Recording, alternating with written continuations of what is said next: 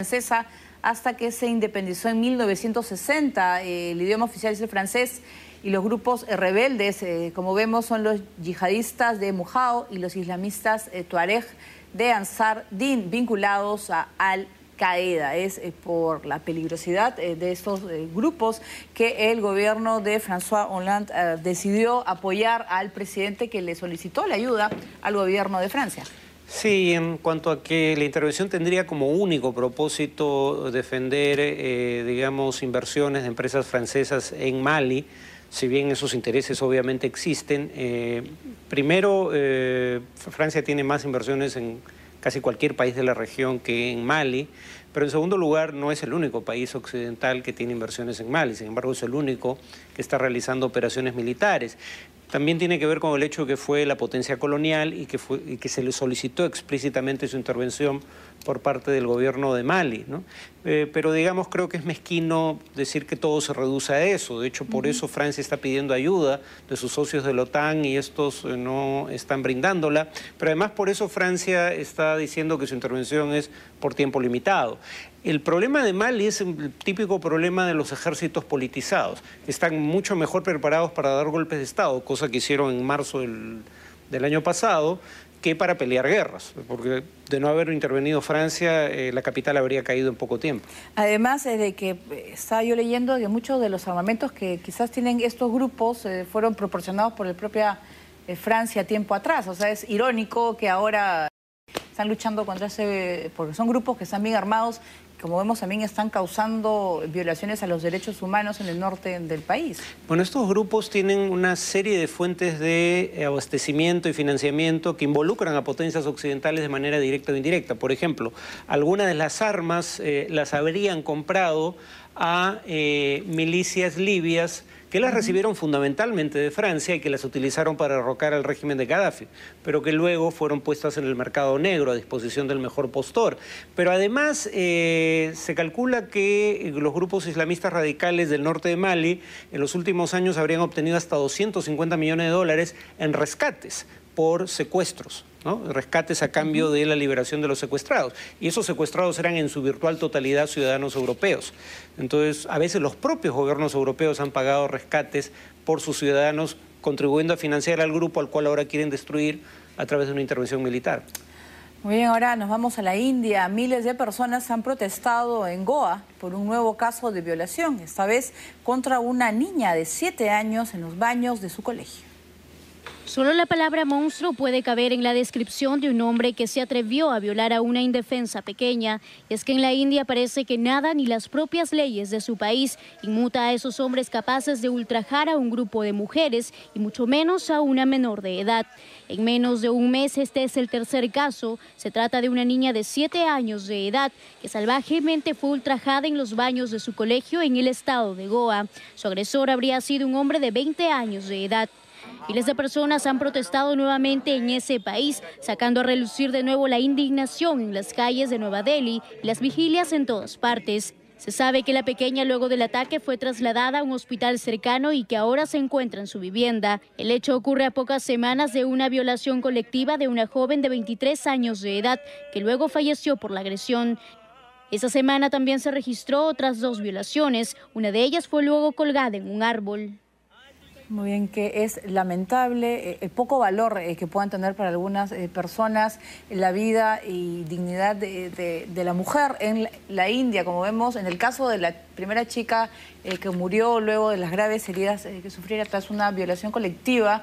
Los sujetos fueron detenidos, se encuentran detenidos y la familia pide pena de muerte. No sé si eso va a ser posible en la India. Sí, existe la pena de muerte para casos como este, pero en todo caso, digamos, lo interesante en la India es que no es que esto no ocurriera antes, es que por primera vez hay sectores significativos de la sociedad dispuestos a movilizarse en torno al tema. Que recién se conocen los casos, ¿o no? No, siempre hubo, ¿no?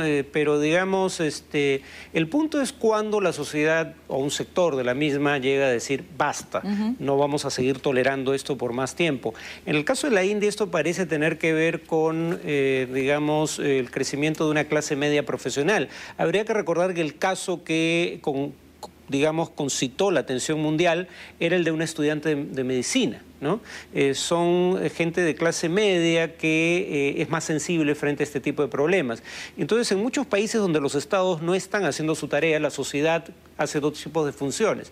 Por un lado, empiezan a crear en algunos países alguna suerte de patrullas ciudadanas, no solo por el tema de la violación, sino también por temas de acoso sexual callejero, y también se movilizan para exigir que las autoridades hagan su trabajo, para que esto no pase desapercibido.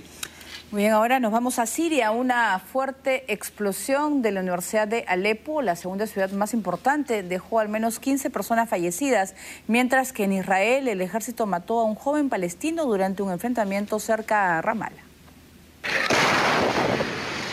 ¡Allahu Akbar! ¡Allahu Akbar! Corrían tratando de huir de la primera explosión que se había sentido en uno de los edificios de una de las universidades más importantes de la ciudad de Alepo, en Siria. La destrucción fue total. El campus del centro de estudios quedó completamente devastado. Los fuertes muros del edificio colapsaron, los cristales de las lunas salieron volando y los muertos se contaban por decenas. En el suelo muchos se desangraban mientras que sus compañeros trataban de salvar a los que podían. Muchos, como los miles de muertos desde el inicio de esta guerra que prácticamente ha destruido toda una nación.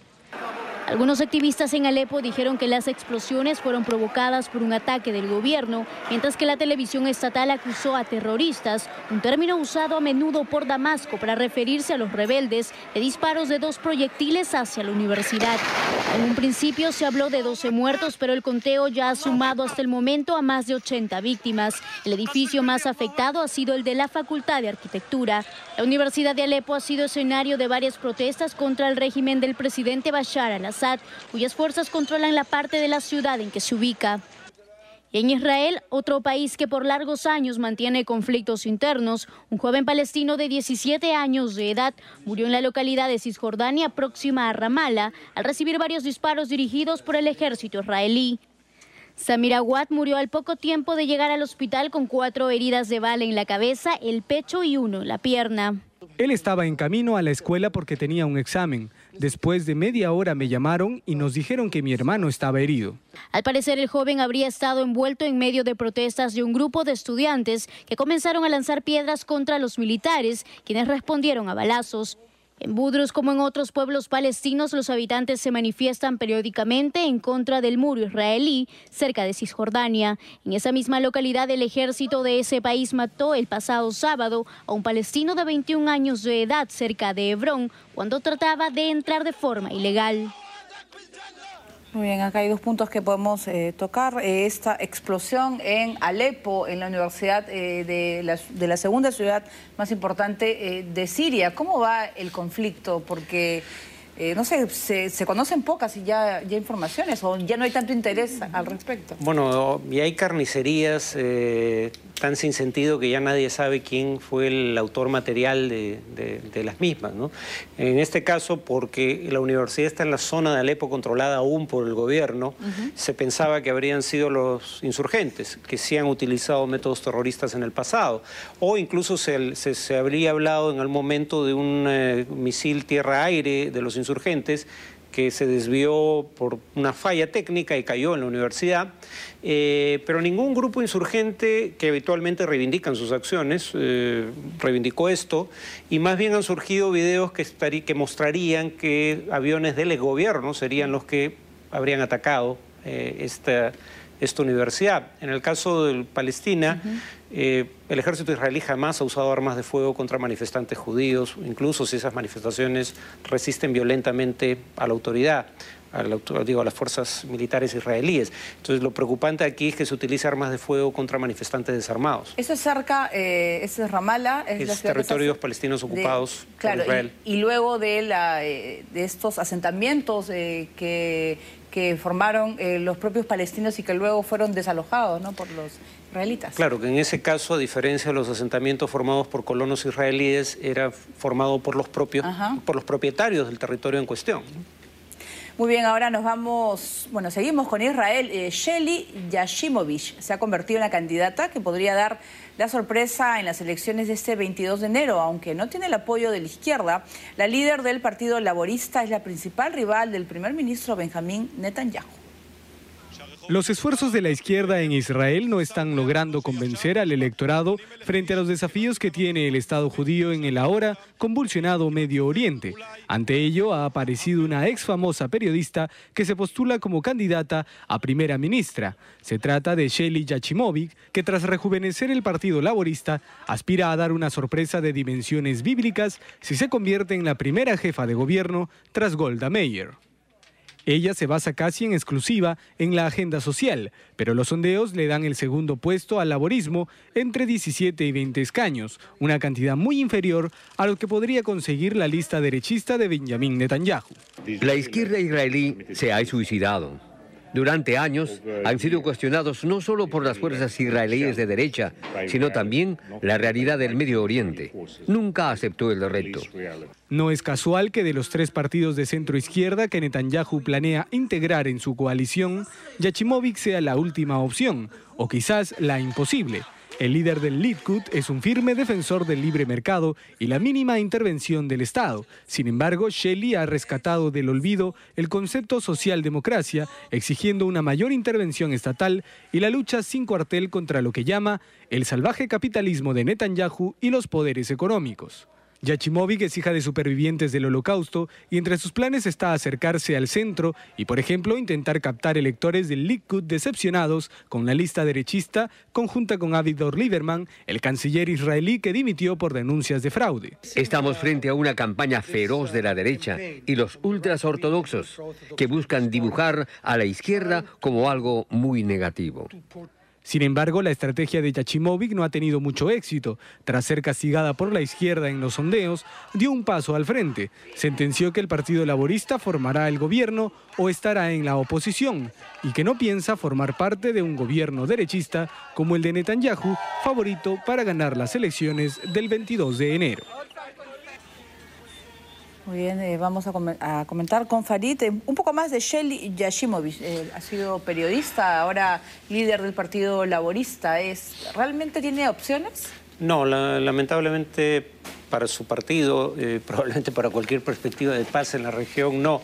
De hecho, había 3 partidos de centro-izquierda que unidos, 2 de ellos liderados por mujeres además, ¿no? El Partido Laborista, como vimos, y el nuevo partido fundado por quien fuera primer ministro y canciller Tzipi Livni. Y hay un tercer partido fundado por un periodista de apellido Lapid, si mal no recuerdo. Si se hubieran juntado los 3, como pareció iba a ser el caso, hubieran sido la primera fuerza, probablemente, según algunos sondeos. Podían haber obtenido hasta 2 asientos más que la coalición de Netanyahu. El tema, sin embargo, es que iban a tener más o menos 35 bancas en un congreso de 120, si mal no recuerdo. Y entonces quedaban de cualquier manera muy lejos de los 61 diputados necesarios para formar gobierno.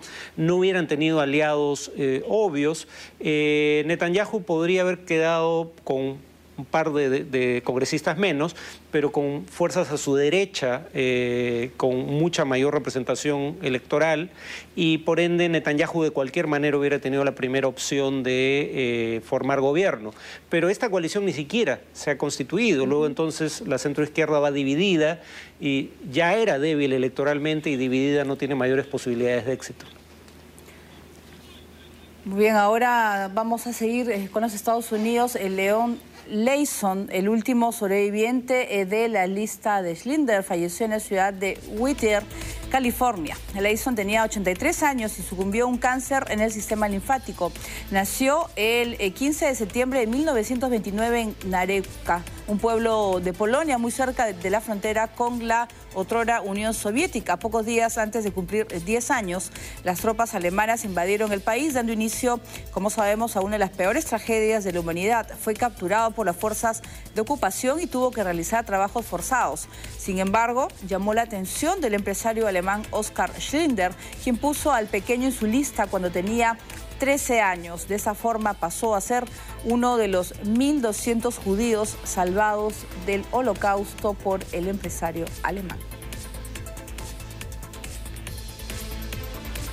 Muy bien, esa historia que se conoció un poco más y que todo el mundo la pudo ver gracias a la película de Steven Spielberg, una película muy sentida. Yo creo que los que no tenemos ninguna relación con los judíos, vimos pues toda la tragedia que significó y esta labor, ¿no? Y que hizo este empresario alemán que contrató a los ciudadanos judíos y los sacó muchos de ellos de los guetos para que trabajen en su fábrica, inventando incluso algunos oficios. La cosa era salvar la mayor cantidad de personas. Claro, era gente que muy probablemente de no haber trabajado para Schindler, que a su vez trabajaba para el régimen nazi, bajo esas circunstancias, digamos, no tenía mucho margen de elección, hubieran terminado en campos de concentración. La historia de Schindler además es interesante y recomiendo ver la película La lista de Schindler de Steven Spielberg, que es una muy buena película. Schindler era un empresario que no tenía mayor interés en la política, había sido infiel a su esposa, digamos que no era un hombre ejemplar necesariamente, pero es un hombre que bajo circunstancias dadas se da cuenta de lo que estaba pasando con los judíos europeos, se da cuenta que estaban siendo exterminados de manera deliberada y se conmueve obviamente por ese drama humano e intenta salvar al mayor número posible. Y por eso se la recuerda, ¿no? Es una persona que se redimió a través de la solidaridad con el prójimo. Claro, y además, por ejemplo, logrando estos efectos de este hombre que muere a los 83 años y vive tanto gracias a Oskar Schindler, ¿no? Porque si no hubiera terminado su vida en un campo de concentración cuando apenas tenía 13 años. Muy bien, ahora nos vamos a Pakistán. El clérigo musulmán Tauril Quadri encabezó una manifestación masiva en Islamabad para exigir la renuncia del gobierno. En tanto, el Tribunal Supremo de ese país ordenó la detención del primer ministro acusado de corrupción. La larga marcha liderada por el clérigo musulmán Tahirul Qadri llegó a Islamabad, donde el dirigente reformista pidió la disolución del Parlamento y además se produjeron un choque entre manifestantes y policías. La televisión pakistaní mostró imágenes del grueso de la caravana que alcanzó durante la madrugada las inmediaciones de la céntrica avenida Jinnah, en la que decenas de miles de seguidores esperaban desde hacía horas la llegada de Qadri desde la ciudad oriental de Lahore.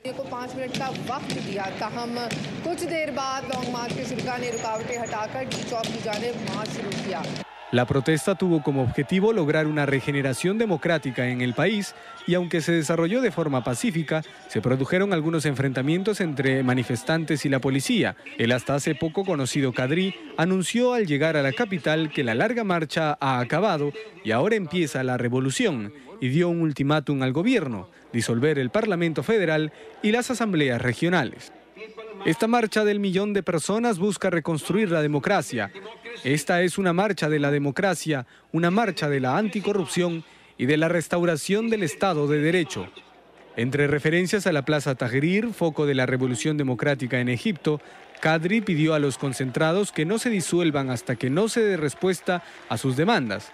Los objetivos de este clérigo permanecen rodeados de misterio y han desatado una serie de teorías entre los analistas y medios locales que no consiguen desvelar las motivaciones políticas de una figura que hasta hace un mes era casi desconocida en el país. Pero las referencias de este líder islamista a la corrupción llegan en momentos en que el Tribunal Supremo ordenó el arresto del primer ministro del país, Raja Pervez Ashraf. El actual jefe de gobierno fue responsable de la cartera de energía y agua entre inicios de 2008 y 2011, periodo en el que habría cometido irregularidades en el fracaso de una iniciativa para reducir la escasez energética con el alquiler de plantas eléctricas privadas. Muy bien, como vemos complicada la situación en Pakistán con estas denuncias de corrupción muy graves. Sí, acá hay un problema. El partido en el gobierno es el Partido Popular de Pakistán, que es un partido, el de Benazir Bhutto, Zulfikar Ali Bhutto era su padre, que también gobernó el país. Y este partido ha estado históricamente en conflicto tanto con las instancias supremas del Poder Judicial como con las Fuerzas Armadas. Y ese es uno de los factores que ayuda a explicar por qué en Pakistán nunca un gobierno democráticamente elegido ha entregado el mando a otro gobierno democráticamente elegido. En mayo parecía que iba a ocurrir por primera vez y probablemente todavía ocurra. Sin embargo, paradójicamente, cuando estamos cerca de ya una elección, que podría ser la primera vez en que un gobierno democráticamente elegido entrega el mando a otro elegido de la misma manera. De repente surgen estas manifestaciones, relevando el tema de la corrupción, que es un problema endémico de Pakistán, pero que no es un problema nuevo. Y en segundo lugar, surge esta decisión del Tribunal Supremo de Justicia de ordenar la detención del primer ministro. Contra quien quieren ir es contra el presidente, el viudo de Benazir Bhutto, pero el presidente durante el ejercicio del cargo está, digamos, protegido contra cargos penales. Y por ende lo que parece estar ocurriendo es que como no pueden ir contra el objetivo, van contra los primeros ministros. Es el segundo primer ministro que va a dejar el cargo antes de tiempo por una sentencia contraria de la justicia. Muy bien, vamos a regresar con más información. Luego de la siguiente pausa, volvemos con Lance Armstrong. Se conoce que en la entrevista que dio a la famosa Oprah habría admitido que se dopó. Y también vamos a conocer al arzobispo considerado el George Clooney del Vaticano. Volvemos.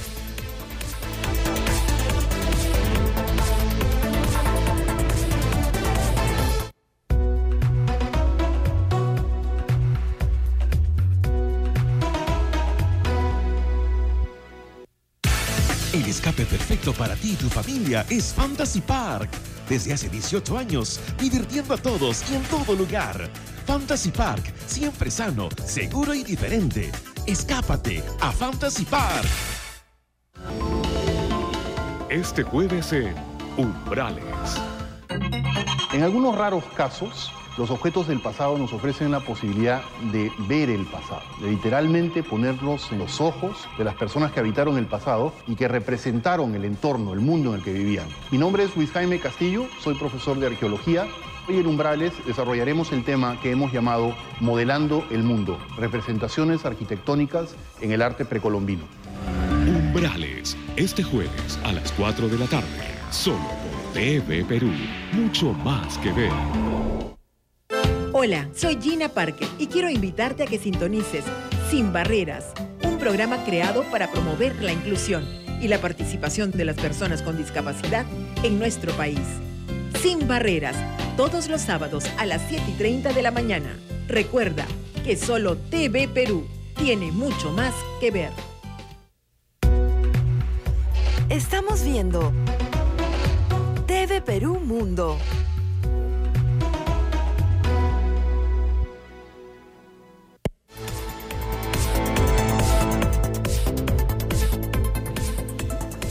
Muy bien, y nos vamos a Estados Unidos. La famosa presentadora Oprah Winfrey entrevistó en exclusiva a Lance Armstrong y adelantó que el ciclista no admitió sus errores como se esperaba sobre las acusaciones de que usó sustancias para mejorar su rendimiento. Cuenta la historia que un día existió un ciclista que estuvo a poco de quedar marcado en ella, como el único en conseguir 7 Tours de Francia. Ahora, algunos meses después de su última aparición en televisión, podemos decir que Lance Armstrong quedó en la historia, y no porque haya perdido sus títulos, sino porque luego de mucho tiempo en investigación, decidió aceptar su culpa. Luego que una fuente anónima asegurara que el ex ciclista ha admitido en el programa de Oprah Winfrey haberse dopado durante su carrera deportiva, la expectativa por la entrevista que será emitida el jueves ha crecido luego que la misma Oprah diera detalles de esta. Yo diría que él no vino de la manera que esperaba. Fue sorprendente para mí, para mi equipo y para todos en la habitación. Nos quedamos hipnotizados y fascinados por algunas de sus respuestas. Estaba preparada, había leído Decisión Razonada, vi todos los informes de Scott Pelley, 60 minutos de reportes, vi la entrevista a Tyler Hamilton, leí Seven Deadly Sins y el libro de David Walsh. Me había preparado como si fuera un examen de universidad. Entré a la habitación con 112 preguntas y en una entrevista de 2 horas y media le pedí que respondiera a la gran mayoría de esas preguntas, o al menos muchas, pero siento que respondió como si estuviera preparado. No conseguí todas las respuestas, pero creo que las más importantes y las respuestas que la gente estaba esperando oír fueron absueltas. Solo puedo decir que quedé satisfecha con las respuestas. Esta es la primera vez que el ex ciclista norteamericano admite públicamente que recurrió a sustancias prohibidas por los estatutos deportivos para mejorar su rendimiento, sacar ventaja sobre sus rivales y de esta manera tocar el cielo con su palmarés. Aunque Lance puso al descubierto muchos de sus secretos y dejó fascinada a la misma Oprah con algunas respuestas, todavía no ha trascendido si logró aceptar las acusaciones de la agencia antidopaje, que lo colocó en el centro de una de las más sofisticadas y organizadas tramas de dopaje de la historia. Oprah añadió que el ex ciclista no se había sincerado de la manera que ella esperaba. Luego de explicar algunos detalles de la entrevista, como que ningún abogado estuvo presente o que Armstrong contaba con un pequeño grupo de apoyo, Winfrey aseguró que se trataba de la mayor entrevista de su carrera profesional y que, según explicó, consiguió que hablase con ella luego de enviarle varios correos electrónicos y coincidir con él durante las vacaciones de Navidad. Para los que no saben, la propia cadena de televisión de la presentadora, Oprah Winfrey Network, tiene una sociedad conjunta con Discovery Communications, empresa que patrocinó al equipo de Armstrong en 2005 cuando consiguió su 7º Tour de Francia. Por ahora no ha trascendido más sobre la confesión del ex ciclista, pero los expertos advierten que se trata del primer paso de una campaña elaborada por el ciclista para limpiar su imagen y regresar algún día a la alta competencia. Bien, es increíble todo lo que está perdiendo este ciclista porque él había vencido el cáncer, fue la imagen de la lucha contra esa enfermedad y también de las famosas pulseras amarillas que todo el mundo llevó, que se convirtió en moda, ¿no? Era símbolo de un deportista triunfador, ¿no? Con 7 Tours de Francia y todo es que es un fraude. Triunfador, pero con malas artes, ¿no? Y eso de limpiar su imagen podría haberlo hecho si él hubiera confesado cuando la evidencia se fue acumulando que había consumido, digamos, drogas que mejoraban la performance deportiva, ¿no?